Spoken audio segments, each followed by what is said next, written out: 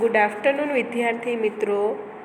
Video lecture 2 ધોરણ 9 સામાજિક વિજ્ઞાન પ્રકરણ 18 વન્ય જીવન. ઓકે, ચાલો મિત્રો, કાલના વિડિયો લેક્ચરની અંદર આપણે ચર્ચા કરી ચૂક્યા છીએ કે ભાઈ ભારતની અંદર અલગ અલગ જમીનો આવેલી છે, અલગ અલગ આબોહવા આવેલી છે. પરિણામ સ્વરૂપ દરેક જગ્યાએ પ્રાણીઓમાં પણ ઘણું બધું વૈવિધ્ય જોવા મળે છે. ઓકે, નાનામાં નાની ગોકળ ગાયથી લઈને હાથી જેવું મહાકાય પ્રાણી ભારતની અંદર વસવાટ કરતું જોવા મળે છે. ઓકે, કે જેમાં એક સિંગી ગેંડો છે, બેંગોલ ટાઈગર છે, ઘુડઘર છે, સુરખાબ છે, રાજનાગ છે. આ બધા જ પશુ પક્ષીઓ અને પ્રાણીઓ વિશેનો પરિચય આપણે ગઈકાલના વિડિયો લેક્ચરની અંદર મેળવ્યો. હવે આજે તેથી આગળ આપણે પરિચય મેળવીએ. ઓકે, પહેલાં આટલું જાણવું એ પણ આપણે જોઈ લઈએ કે સારસ ભારતમાં જોવા મળતું સૌથી મોટું પક્ષી છે. ફૂલ સૂંઘણો એ ભારતમાં જોવા મળતું સૌથી નાનું પક્ષી છે કે જે ફૂલની સુગંધો ચૂસે છે.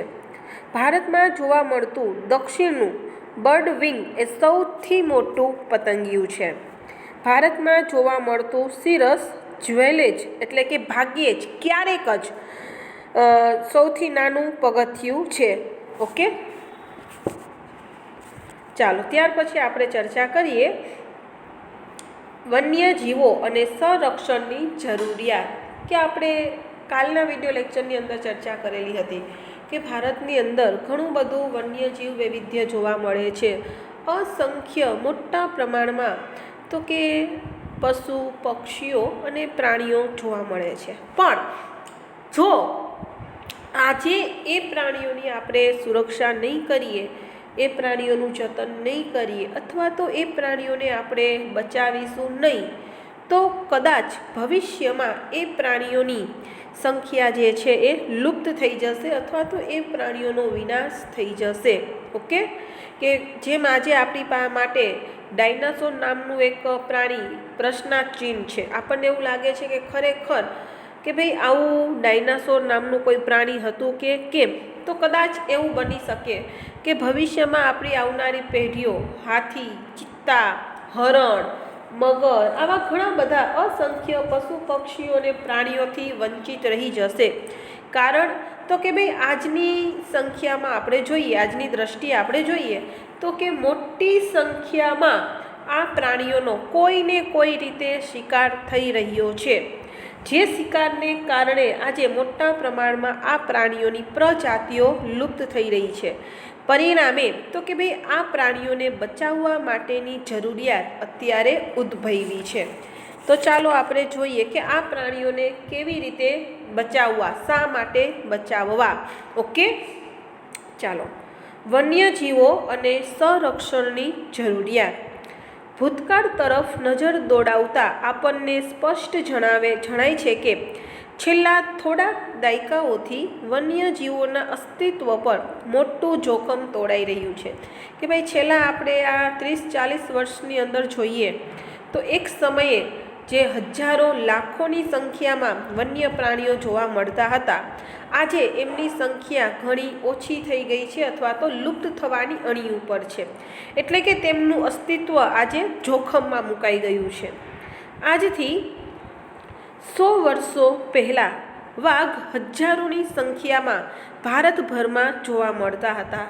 હું એક ગણતરી મુજબ તમને કહું કે ભાઈ 19મી સદીના ઉત્તરાર્ધમાં 19મી સદી પૂરી થવાની હતી ત્યારે ભારતની અંદર મધ્યપ્રદેશથી લઈને નીચેના ભાગ સુધી, દક્ષિણ ભારત સુધીના પ્રદેશોમાં લગભગ એક અંદાજ મુજબ 40,000 કરતાં પણ વધારે વાઘોની સંખ્યા જોવા મળતી હતી. પરંતુ આજે એ આંકડો બહુ સીમિત છે. આજે એટલી માત્રામાં આ વાઘની સંખ્યા જોવા મળતી નથી. કારણ કે તો કે એ વાઘોની સંખ્યા આજે દિવસે દિવસે ઓછી થઈ રહી છે. ક્યાંક એ વાઘોનો ભોગ લેવાઈ રહ્યો છે, એમને મારી નાખવામાં આવે છે, એમનો શિકાર કરવામાં આવે છે. આજે તેની સંખ્યા વન અને પર્યાવરણ મંત્રાલયના 2014ના અંદાજ મુજબ આજે તેનો આંકડો જોઈએ 2226 જ છે। વિચારો, એક સમયે 40,000 જેટલા વાઘની સંખ્યા હતી, આજે માત્ર 200 કે 2200 જેટલી સંખ્યા વાઘની થઈ ગઈ છે। એટલે ઘણા બધા વાઘો આજે મૃત્યુ પામ્યા છે। છેલ્લા થોડા વર્ષોમાં લેવાયેલા પગલાંથી વાઘની સંખ્યા હવે ધીરે ધીરે વધી રહી છે। તે પણ એક સારી નિશાની છે કે ભાઈ સમયસર આપણે ચેતી ગયા અને વાઘ પ્રત્યે આપણે કેરફુલ થઈ ગયા અને એમના સુરક્ષા માટેના વિવિધ પગલાઓ હાથ ધર્યા। પરિણામે કે એક સમયે વાઘની જે પ્રજાતિ લુપ્ત થવાની અણી ઉપર હતી, ફરી પાછા એ વાઘોની સંખ્યામાં ધીરે ધીરે વધારો થઈ રહ્યો છે। દૂધાળા પશુઓની સારવારમાં વપરાતી દૂધાળા પશુઓ એટલે કે દૂધ આપતા પ્રાણીઓ, ગાય છે, ભેંસ છે, બકરી છે, ઊંટડી છે વગેરે, કે ભાઈ આ પ્રાણીઓ દૂધ આપી રહ્યા છે તો તેના માલિકો શું કરે છે કે ભાઈ દૂધ વધુ આપે એના માટે એને વિશિષ્ટ પ્રકારની એક દવા આપે છે કે એ દવા ખાવાથી એ પ્રાણીઓ દૂધ તો વધારે આપે છે, પણ સમય જતાં એ દવાની આડઅસર એવી થાય છે કે એ પ્રાણીઓનું જે માંસ છે એ રોગિષ્ટ થઈ જાય છે અથવા તો કેમિકલવાળું થઈ જાય છે। જ્યારે એ પ્રાણીઓ મૃત્યુ પામે છે, આવા દૂધાળા પ્રાણીઓ, તો એના માલિકો એને ગામની સીમમાં કે એવી જગ્યાએ એને છોડી મૂકે છે। પરિણામે તો કે ભાઈ ગીધ, કે જેને આપણે કુદરતના સફાઈ કર્મચારીઓ કહીએ છીએ, તે આવા પ્રાણીઓનું માંસ ખાઈને પોતાનું જીવન ગુજારતા હોય છે। તો કે ભાઈ આવું દૂષિત માંસ, કેમિકલવાળું માંસ ખાવાથી આજે ગીધની વસ્તી પણ નામશેષ થવાની અણી ઉપર છે। એટલે કે જુઓ કે ભાઈ દૂધાળા પ્રાણીઓની વસ્તી પણ ઘટી ગઈ અને સાથે સાથે ગીધ નામના પ્રાણીની પણ વસ્તી ઘટી ગઈ। ઓકે, ચાલો જોઈએ। દૂધાળા પશુઓની સારવારમાં વપરાતી પ્રતિબંધિત, કે ભાઈ જેના ઉપર પ્રતિબંધ મૂકવામાં આવ્યો છે કે આ દવા કોઈ પણ પ્રાણીઓને આપવી નહીં, કેમ કે અતિશય સેવનથી, અતિશય એ દવા ખાવાથી તેની આડઅસર પણ થઈ શકે છે। ડાયક્લોફેન્સ નામની દવાથી દૂષિત થયેલ માંસ ખાવાથી ગીધ નામશેષ થવાને આણે છે કે ભાઈ આવું દૂષિત માંસ, ગંદુ ખરાબ માંસ ખાવાથી ગીધ નામના પ્રાણીની વસ્તી આજે નષ્ટ થઈ ગઈ છે। 20મી સદીની શરૂઆતમાં જંગલોમાં જોવા મળતા ચિત્તા આજે સમગ્ર ભારતના જંગલોમાંથી નષ્ટ થયા છે। વિચારો, એક આખું પ્રજાતિ ચિત્તા નામનું આજે આપણા જંગલોમાં જોવા નથી મળતા। જ્યારે ગીરના એશિયાઈ સિંહો એક સમયે મધ્ય પૂર્વ સુધી જોવા મળતા હતા, એટલે કે એક સમય એવો હતો કે જે સિંહ છે એ લગભગ ઉત્તર ભારતને બાદ કરતાં લગભગ આખા ભારતમાં મધ્ય ભારતથી લઈને દક્ષિણ ભારત સુધી સિંહોની સંખ્યા જોવા મળતી, સિંહો વિચરતા।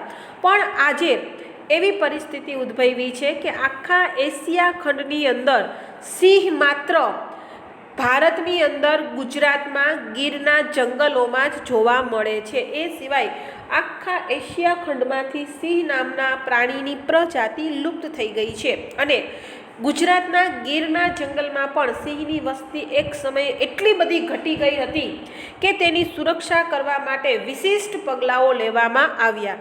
જો યોગ્ય સમયે એની સુરક્ષા, એને બચાવવા માટેના ઉપાયો કરવામાં ન આવ્યા હોત તો કદાચ ગુજરાતમાંથી પણ આ સિંહ નામની પ્રજાતિ લુપ્ત થઈ જાય।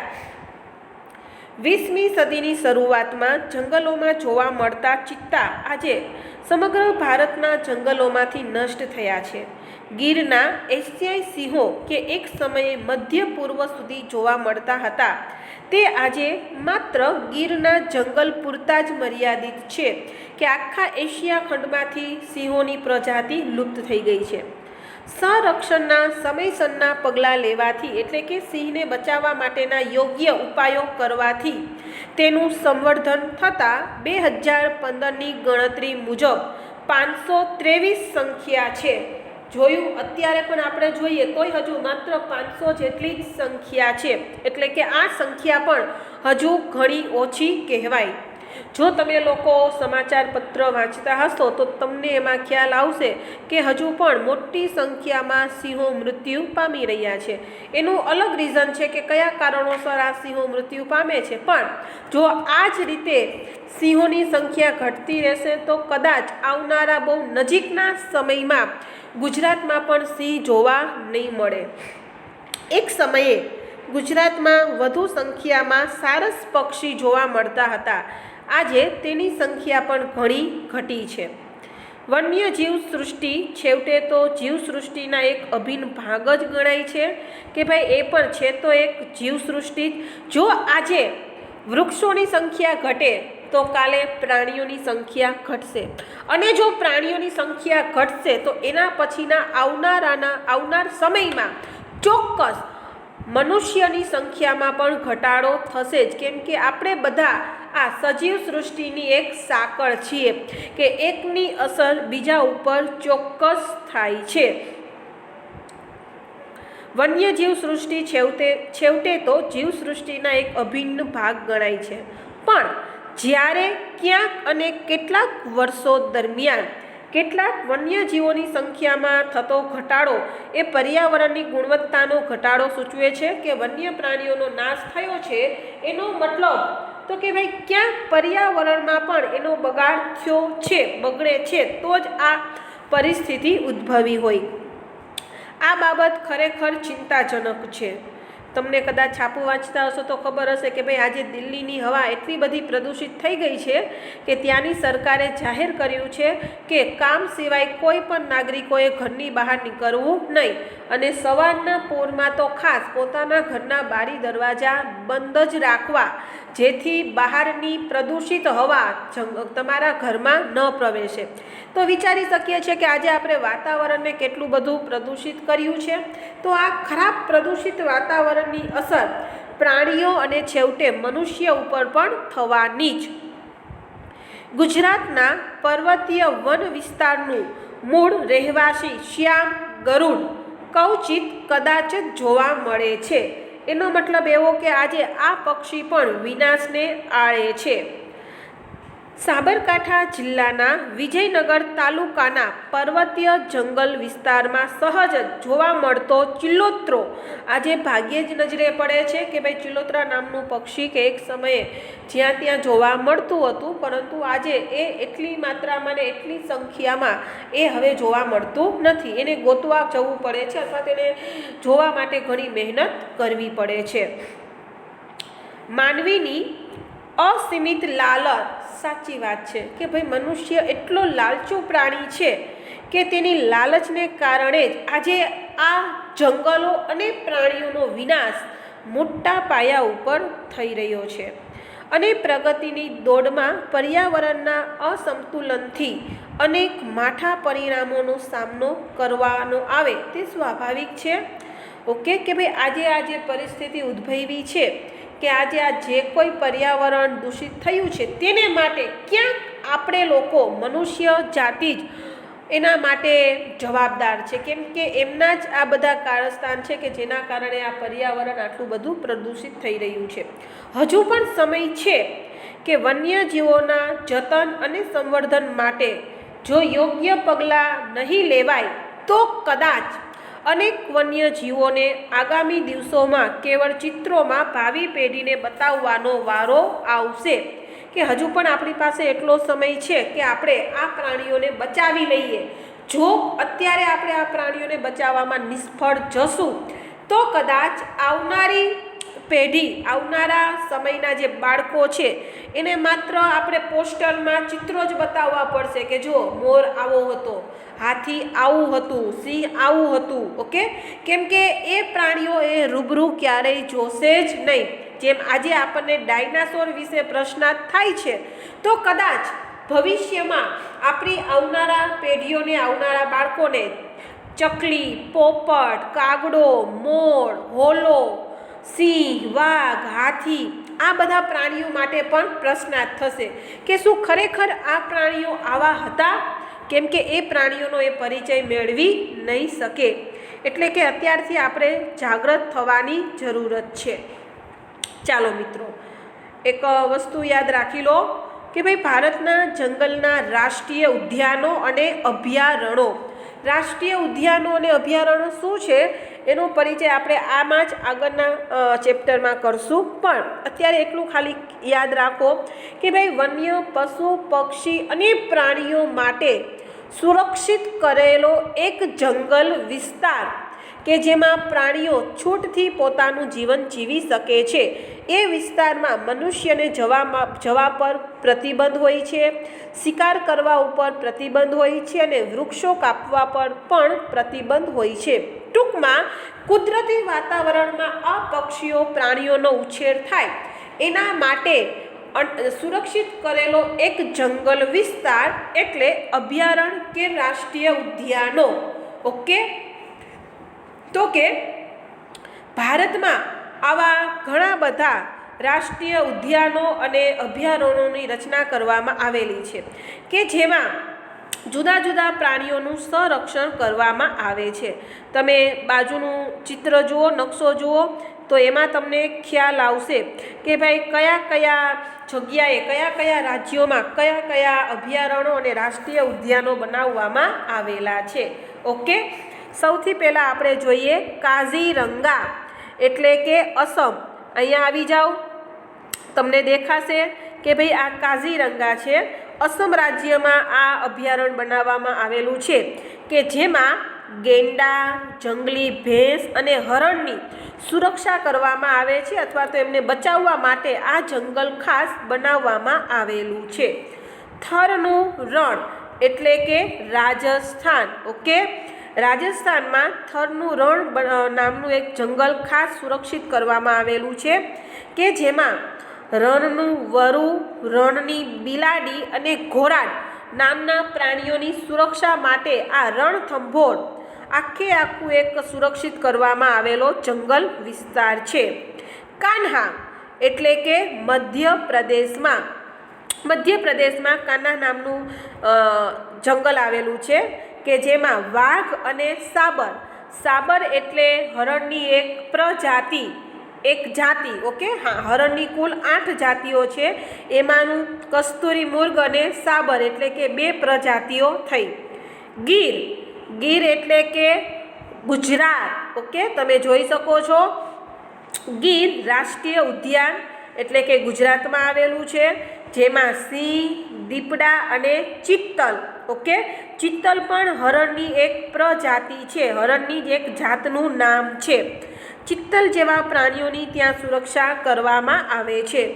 વેરાવદર કાળિયાર રાષ્ટ્રીય ઉદ્યાન એ પણ ગુજરાતમાં જ આવેલું છે જેમાં કાળિયાર, વરુ, ખડમોર અને ઘોરાડ નામના પ્રાણીઓની સુરક્ષા કરવા માટે વેરાવદર કાળિયાર રાષ્ટ્રીય ઉદ્યાન બનાવવામાં આવેલું છે.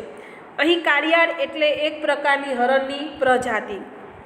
કેવલાદેવ એટલે કે ભરતપુર રાજસ્થાન. ઓકે, રાજસ્થાનની અંદર આ જંગલ આવેલું છે કે જેમાં પક્ષીઓ એટલે કે યાયાવર અને સ્થાનિક પક્ષીઓ માટે આ આખો જંગલ વિસ્તાર સુરક્ષિત કરવામાં આવેલો છે. બાંદીપુર એટલે કે કર્ણાટક. ઓકે, બાંદીપુર એ કર્ણાટકમાં આવેલું છે કે જ્યાં હાથી, રીંછ, સુવર અને જંગલી બિલાડી માટે આ જંગલ વિસ્તાર સુરક્ષિત કરવામાં આવેલો છે. દચીગામ એટલે જમ્મુ કાશ્મીર. દચીગામ એટલે જમ્મુ કાશ્મીર. જમ્મુ કાશ્મીરમાં હામુર કાશ્મીરી એક હરણનું પ્રજાતિ અને કસ્તુરી મૃગ. ટૂંકમાં હરણ માટે આ વિસ્તાર આખો જંગલ સુરક્ષિત કરવામાં આવેલું છે. અને કોર્બેટ એટલે કે હિમાલયની તળેટી અથવા હાલનું ઉત્તરાખંડ. ઓકે, હાલનું ઉત્તરાખંડ કે જેમાં વાઘ, હાથી અને દીપડો તથા હરણ જેવા પ્રાણીઓની સુરક્ષા માટે આ જંગલ વિસ્તાર અનામત કરવામાં આવેલો છે. ઓકે મિત્રો, ચાલો અહીં સુધી આપણે રાખીએ છીએ. આગળનું હવે પછીના વિડીયો લેક્ચરની અંદર ચર્ચા કરીશું. ઓકે.